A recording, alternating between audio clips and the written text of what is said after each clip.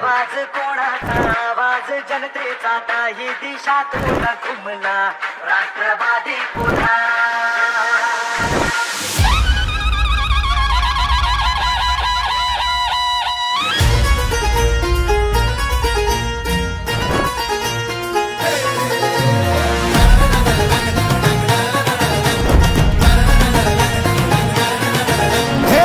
लोकशाहीचा तू कणा ध्यास प्रगतीचा धरला पुन्हा हाती महाराष्ट्र आहे तुझ्या तू मतदार राजा खरा आध्यात्मिक ऐतिहासिक सामाजिक सांस्कृतिक आणि निसर्गाचं वैभव लाभलेला बागलाण तालुका देव मामलेदारांची भूमी म्हणून हा तालुका ओळखला जातो. अंतापूरचे शंकर महाराज आणि दाबल मलिक बाबा हे या तालुक्याचं वैभव. माजी आमदार पंडित धर्मा पाटील, नारायण सोनवणे, मोठा भाऊ भामरे, संजय नाना चव्हाण यांच्यानंतर दीपिकाताई चव्हाण यांचं खंबीर नेतृत्व या तालुक्याला लाभलं.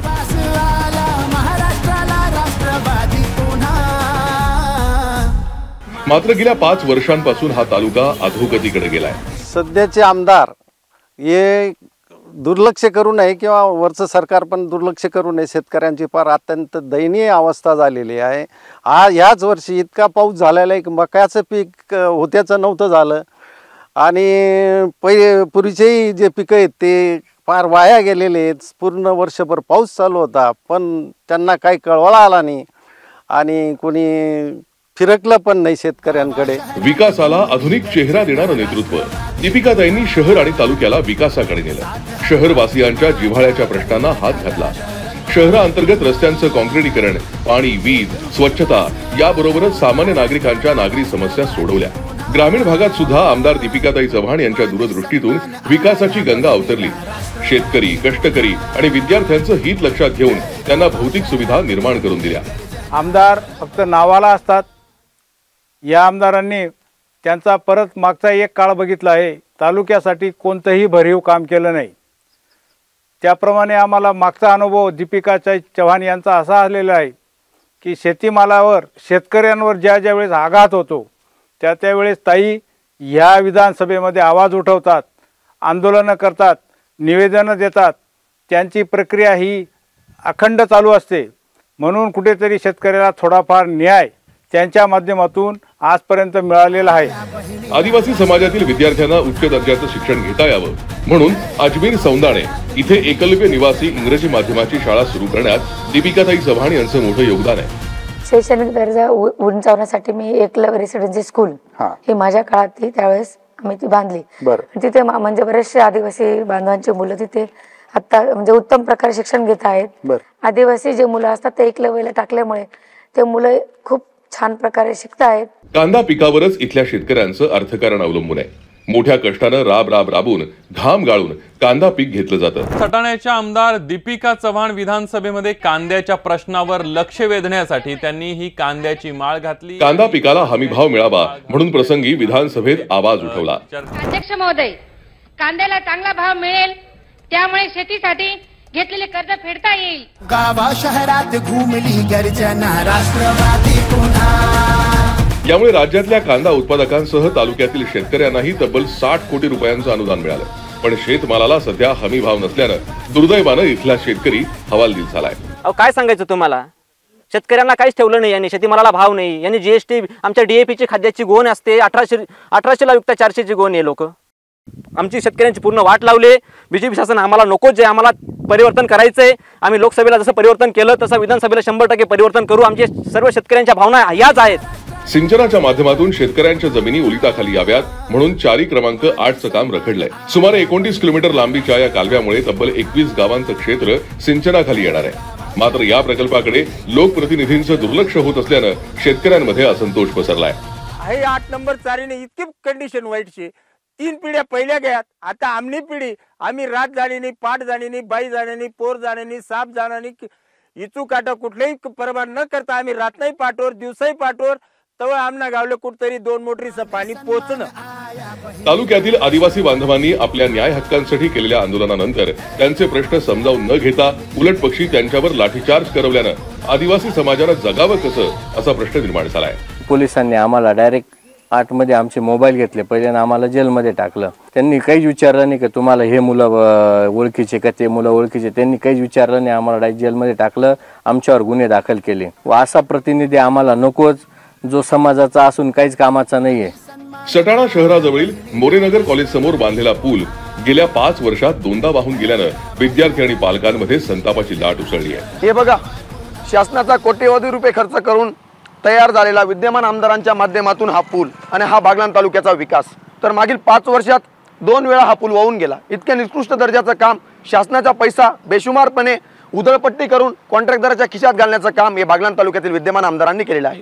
विद्यालयासमोरील हा पूल आज येथे तालुक्यातील असंख्य विद्यार्थी दररोज येत असतात, परंतु या विद्यार्थ्यांच्या जीवाशी खेळण्याचं काम हे विद्यमान आमदारांनी केलेलं आहे. भोटा, पांधी, धांद्री रस्त्याचं कामही निकृष्ट दर्जाचं झालंय, त्यामुळे या भागातील शेतकरी त्रस्त आहेत. विद्यमान आमदारांनी हा रस्ता केला आहे. एका महिन्यात हा रस्ता झालेला आहे आणि एका दिवसात तो रस्ता फुटून गेलेला आहे. विद्यमान आमदारांनी ठेकेदारांचे आमदार आहेत का जनतेचे आमदार आहेत? ते ऐतिहासिक वारसा लाभलेल्या सटाणा शहरातील रस्तेही तसे ऐतिहासिकच म्हणावे लागतील. शहराचा बायपासचा प्रश्न अद्याप न सुटल्यानं शहरातूनच अवजड वाहनांची वाहतूक होतीये. वाहतुकीची कोंडीही मोठ्या प्रमाणात होत असून सटाणाकर त्रस्त आहेत. सटाणा शहराचा बायपासचा प्रश्न असेल, तो बायपासचा प्रश्न हा प्राधान्याने सोडवण्यासाठी त्या ठिकाणी आम्ही त्या कामाला प्राधान्य देऊ. आणि आज जर बघितलं की सटाणा शहरामध्ये मोठ्या प्रमाणामध्ये जड वाहतूक त्या ठिकाणी होत असते आणि त्यामुळे त्या रस्त्याने जाणारे जे काही सटाणा शहरातले नागरिक आहेत त्यांना अक्षरशः जीव मुठीत धरून त्या ठिकाणी जावं लागतं. तो बायपासचा प्रश्न सोडवणे हे एकमेव उद्दिष्ट त्या ठिकाणी आमचं राहणार आहे. चौगाव इथे अवघ्या 6 महिन्यांपूर्वी केलेल्या अमरधाम पांधन रस्त्याचं कामही निकृष्ट दर्जाचं करण्यात आलंय. धांद्रीतील आदिवासी वस्तीवरचा रस्ता 4 वेळा निवेदन देऊनही झाला नसल्यानं नागरिकांना अडचणींचा सामना करावा लागतोय. 4 टाइम आदिवासी वस्तीमध्ये हाय ते काहीच होईना नाही. रस्ता आणि मंजुरी एवढ्या गल्ल्या गुल्ल्या सऱ्या सुधार दिसत धांद्री गावात काहीच काम होईल नाही. किती टाइम सांगाय गे, किती टाइम नारळ फोडाय घ्या, फक्त हाल द्या निघी जा ना. आदिवासी भागातील गोळवाड इथेही रस्त्याची मोठी दुरवस्था झाल्यानं लोकांमध्ये अस्वस्थता पसरली आहे. आमची अशी एक समस्या आहे की गेल्या 3 महिन्यापूर्वीच हा रस्ता बनवलेला आहे आणि या रस्त्याची आज अशी दयनीय अवस्था झालेली आहे. आदिवासी बहुल भागातील भीमनगर इथेही अलीकडेच बांधण्यात आलेल्या 3ही रस्त्यांचं काम निकृष्ट दर्जाचं असल्यानं या रस्त्यावरून चालणं कठीण झालंय. शिवाय इथे बांधण्यात आलेल्या पिण्याच्या पाण्याच्या टाकीचं बांधकाम गेल्या 5 वर्षांपासून अर्धवट अवस्थेत आहे.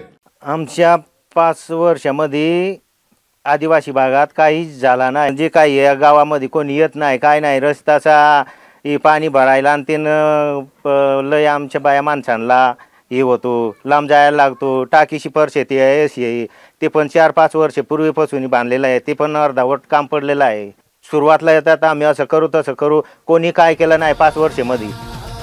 भ्रष्टाचाराला खतपाणी घालून केवळ टक्केवारीसाठी ठराविक ठेकेदारांना हाताशी धरून स्वतःचा विकास साधला. केवळ निवडणुकीच्या तोंडावर भूमिपूजनाचा सपाटा लावून चमकोगिरी केली. बघा, लोकप्रतिनिधी स्वतःला असं समजून राहिले मी विकास केला. 2400 कोटी बागलांसाठी आले. आणले बरोबर आहेत. तुमचा लेखी पुरा, लेखी कागद, तुमचे लेखी सगळे आमच्या गावालाही तुम्ही लावले. इतक्या कोटीचे कामं दिले. त्याच्यात तुमची हिस्सेवारी फक्त आणि टक्केवारी याचा हे बाकीचा बोलवाला काहीच नाही. कामं काहीच दिसून नाही राहिली ग्राउंड लेवलला. आणि आमची लाईटची जी समस्या आहे तीच आहे. महाराष्ट्रातील तमाम शिवप्रेमींची अस्मिता असलेल्या साल्हेर किल्ल्याचा समावेश शिवसृष्टी प्रकल्पामध्ये करण्यात आलाय. मात्र प्रत्यक्षात साल्हेर किल्ल्याचा कोणताही विकास झालेला नाही. गेल्या 5 वर्षात तालुका लयास गेलाय. अशी जी काही कामं मागच्या 5 वर्षामध्ये झालेली नाहीत त्या विकास कामांना चालना देण्यासाठी, गती देण्यासाठी महाविकास आघाडीच्या उमेदवार दीपिका चव्हाण यांना त्या ठिकाणी बागलाण तालुक्याच्या जनतेला आमचं नम्रपणे आवाहन आहे की येणाऱ्या 20 तारखेला त्या ठिकाणी तुतारीचं बटन जर दाबून त्यांना विजयी केलं तर निश्चितपणे तालुक्याच्या विकासामध्ये मोलाचं योगदान त्या ठिकाणी आपलं सगळ्यांचं राहील, एवढंच या निमित्ताने सांगतो.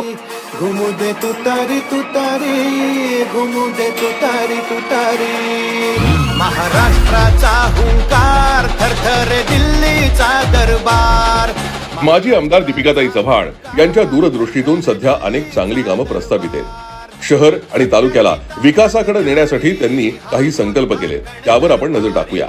MIDC आणून बेरोजगारांच्या हाताला काम देणार, नामपूर पोलीस ठाण्याची उभारणी करणार, शेतकरी कष्टकऱ्यांचे प्रश्न विधानसभेत ठामपणे मांडून सोडवणार, धार्मिक ऐतिहासिक स्थळांचा विकास करणार, युवक आणि महिलांना उद्योजक बनवणार, शेतीसाठी पूर्ण दाबानं वीज देणार, कृषीपूरक उद्योगाच्या माध्यमातून महिलांना आर्थिकदृष्ट्या सक्षम करणार, कृषीपूरक व्यवसायांना चालना देणार, शिक्षणाच्या उत्तम सुविधा निर्माण करणार, अप्पर पुनद योजना राबवणार, सटाणा शहराच्या जिव्हाळ्याचा बायपासचा प्रश्न मार्गी लावणार, पुनद प्रकल्पाअंतर्गत सुळे डावा कालवा मळगाव बंधाऱ्यापर्यंत वाढवणार, नारपार, दमणगंगा, अंबिका, औरंगा या नदी खोऱ्यातील 56 TMC पाण्यापैकी 1000 दशलक्ष घनफूट पाणी बागलाण तालुक्याला वळवण्यासाठी पुढाकार घेणार.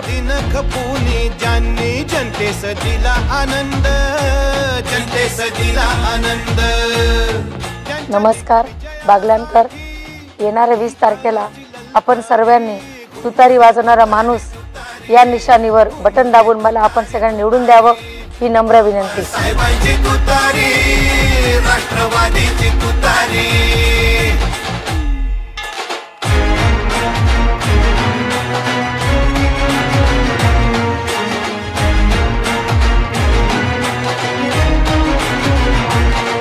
सह्याद्री समस्थित प्रज्ञ राहून या सुख दुःखात चढ उतार एक समान अविचल वादळ वाऱ्यात भक्कम आधारवाडाची सावली आम्हाला प्यारी घुमू दे तुतारी तुतारी घुमू दे. तेव्हा मतदार बंधूंनो, बागलाण विधानसभा निवडणुकीत काँग्रेस, राष्ट्रवादी शरदचंद्र पवार आणि शिवसेना या महाविकास आघाडीच्या उमेदवार पारदर्शी, प्रामाणिक, निष्ठावान आणि खंबीर नेतृत्व असलेल्या सौभाग्यवती दीपिका संजय चव्हाण या निवडणूक रिंगणात आहेत. त्यांचा अनुक्रमांक 1 असून त्यांची निशाणी तुतारी फुंकणारा माणूस आहे. तेव्हा येत्या 20 नोव्हेंबर रोजी आपण तुतारी फुंकणारा माणूस या चिन्हासमोरील बटन दाबून त्यांना प्रचंड मतांनी विजयी करा. पवार साहेबांची तुतारी, राष्ट्रवादीची तुतारी, घुमू दे तुतारी तुतारी, घुमू दे तुतारी तुतारी.